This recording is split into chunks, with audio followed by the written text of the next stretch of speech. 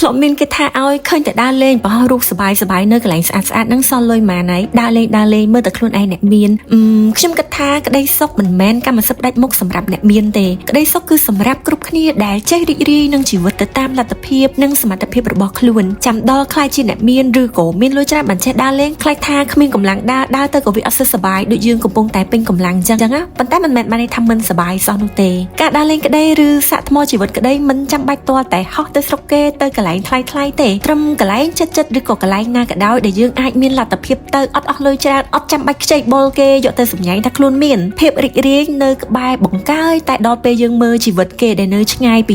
យើងក៏តាំងចេះប្រៀបធៀបលែងឃើញសំណាងឬក៏ចំណុចល្អៗនៅក្នុងជីវិតរបស់ខ្លួនជួនកាលកាហ្វេមួយកែវនៅកន្លែងស្អាតដែលអាចថតរូបបាននិងបានទៅជាមួយមនុស្សជាទីស្រឡាញ់ដូចជាគ្រួសារមិត្តភ័ក្តិឬទៅម្នាក់ឯងក៏បានក៏អាចធ្វើឲ្យចិត្តយើងនឹងរីករាយបានដែរកុំបោកបង់ងាយកុំរំលាយក្តីសង្ឃឹមឈឺបេះដូងឈងសុបិនទទួលយកផ្សះផ្សារៀនរស់